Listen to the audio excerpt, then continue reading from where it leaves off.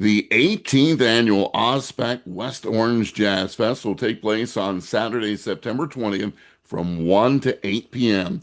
Pleasant Valley Productions has been presenting this exciting event each year, and joining us today to talk about this year's OSPAC West Orange Jazz Fest is the founder and board president of Pleasant Valley Productions, Camille Vecchio Di Lorenzo. Camille, great to see you. Oh, thank you, Doug. Nice to see you too.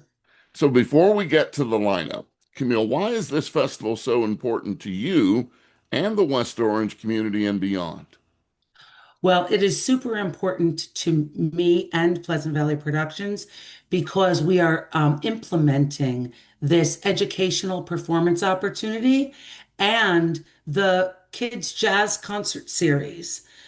So it's super important.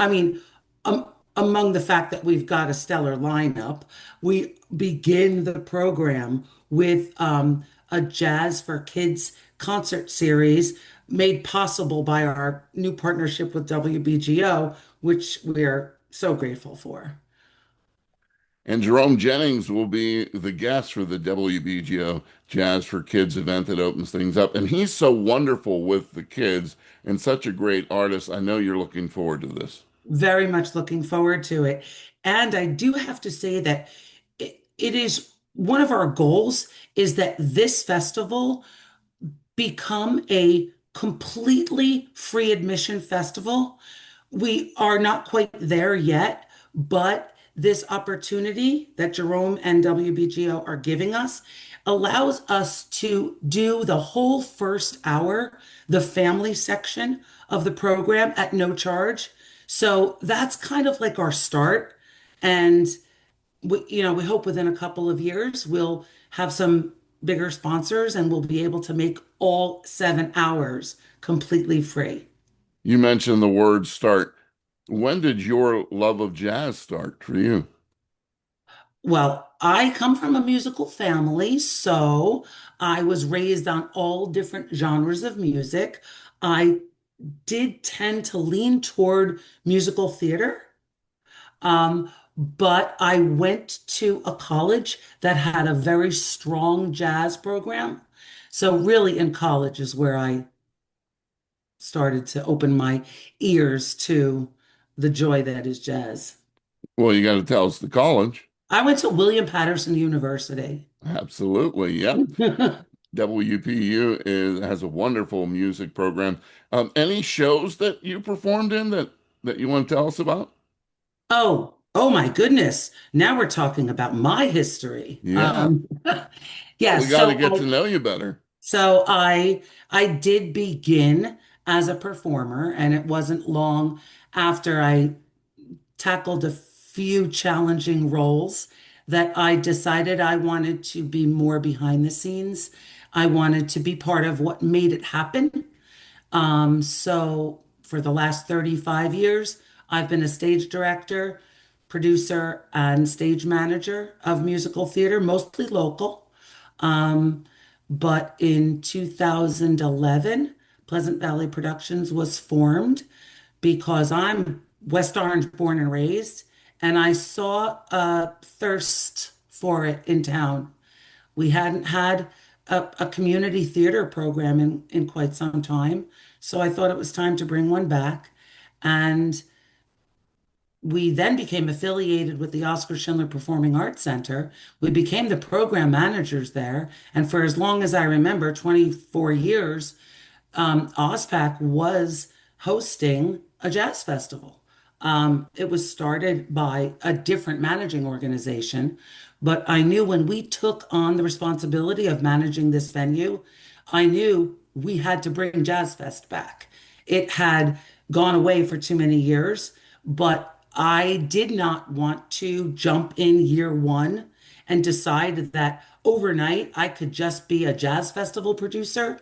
So we did our homework and we got all of our ducks in a row. And once we decided we're ready for this, we brought it back in 2022. So this is the third year that, nope, that's not true. The fourth year that Pleasant Valley Productions will be producing the Jazz Festival. But as a resident and a lover of the arts and jazz, I attended the OSPAC Jazz Festival for years. So you and I have some things in common. I love musical theater, and I'd have to go all the way back to 1984 when I was El Gallo in the Fantastics The for some best part. That's the right best with role. the cape and everything. So and that was the last show. I came to New Jersey to do radio, and I never was in another show after that. So, but the musical theater bug is always with you, no matter what happens. You know that. And WBGO not only is partnering with this Jazz Fest this year, but Monifa Brown, our very own host, is hosting the entire event. She is literally the catalyst in making all of this happen. And we are so fortunate um, to have her this year. It was really Monifa's idea to open up this conversation about the Jazz Kids concert series. Um, and because it is so in line with our mission, it was perfect. Perfect. So let's talk a little bit about the festival as we keep with this WBGO theme. Bobby Sanabria will close the festival on Saturday night, September 20th. We're so excited about Bobby. We cannot wait. Again, I haven't produced Jazz Festival for the 18 years. So looking back, I don't know the all the caliber of talent. I know that that stage has hosted so much talent, but the fact that Bobby Sanabria will be on our stage, it just gives me chills. And there's the Bruce Williams Quintet, the Champion Fulton Trio, Matthew Whitaker Organ Trio, the Reza Printup Trio, and the Rutgers University John Coltrane Ensemble under the direction of Dr. Anthony Branker. So you have really everything covered there, all different kinds of music covered. And can you tell us about the partnership with Rutgers University there? Okay, so the ensemble is led by Dr. Anthony Branker, and John Coltrane Ensemble are all undergrad students. And again, one other connection to our mission to give performance opportunity to students. Um, so that is the connection. And again, Monifa Brown made that connection for us. I mean, she has really been the a glue in terms of getting connection to contracting these people. Some of them know about the OSPAC Jazz Festival just because it's been around for 18 years. So it's got small fame, and they've heard about it and they love the stage. And jazz festivals typically are in outdoor areas, right? Where, the conditions may not be luxurious, but we try to create this setting for them with air-conditioned private dressing rooms, private bathrooms, VIP tents. We want to make it really special for them. And we want them to love the performance experience so much and connect so much with our community audience that they always want to come back. And if you're unfamiliar with OSPAC, it's a picturesque pavilion located at 4 Boland Drive, where the festival will be held, conveniently located off I-280 exit B in West Orange. And since its inception, the festival really has presented a dazzling cross-section of local and world-renowned jazz and blues artists. Jazz festivals are just fun, but one of the things that's great that all about is the diversity of the crowd. I mean, they always say, hey, if you want to see the Rainbow Coalition, go to a jazz concert, right? Absolutely. I call I call our space and jazz music it a human connection.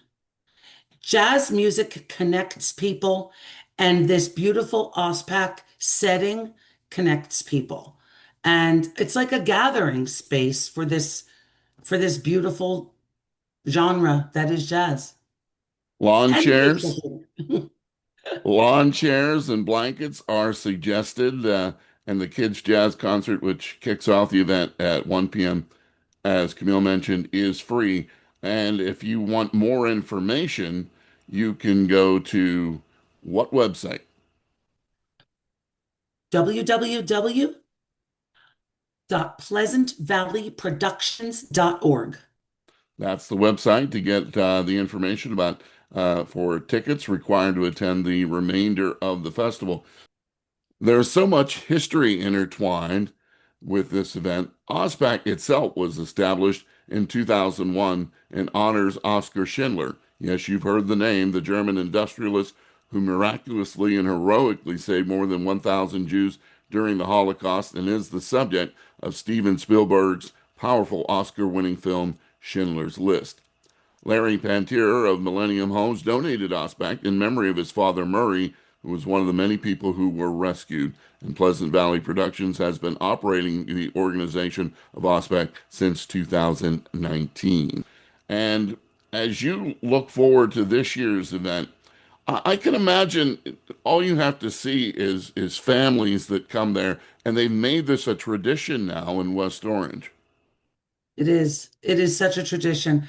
You know, the early promoter of Jazz Festival was a local jazz artist named Kate Baker. I don't know if you're familiar with that name, but Sure. I certainly cannot sit in an interview and take credit for 18 years of Jazz Festival by any means. Like I said, I wanted to learn more about it, make the right connections, and make certain that I was doing right by the OSPAC Jazz Festival name. Kate Baker produced the Jazz Festival for many, many, many years. And her husband, Vic Juris, graced the stage with his beautiful music for so many years. And then following Kate, another organization took over and um, gave Jazz Festival a shot. And we are probably the third managing organization to come in. And I hope that Jazz Festival in West Orange continues forever, Yeah, we certainly miss Vic Juris. He was for a sure. tremendous guitarist and bright light. I believe he was Gary Walker's first in-studio guest when he was on the air, and Gary has been with WBGO for more than 4 decades. So we certainly miss Vic Juris. He was even a guest on my Sports Jam podcast one year because he's such a boxing fan, and we had so much fun. So there's so much history intertwined with the OSPAC West Orange Jazz Fest. And once again, that's on Saturday, September 20th from 1 to 8 p.m. And that's one of the reasons we had to talk to the board president and founder of Pleasant Valley Productions, Camille Vecchio Di Lorenzo. And once again, if you want more information, you can go to pleasantvalleyproductions.org. Camille, great to see you and continued success. Thank you so much. I really appreciate it. Everybody come out on September 20th with a rain date, because we do have to consider the weather, a rain date of Saturday, September 27th. And our Facebook event is at Pleasant Valley Productions on Facebook. Fantastic. And when you see Monifa Brown and Jerome Jennings, go up to him and say, "Hey, nice to see you." And also Yes. Bobby Snabria, because they are bright lights, all of them, and great people. So thanks again, Camille. Thank you, Doug.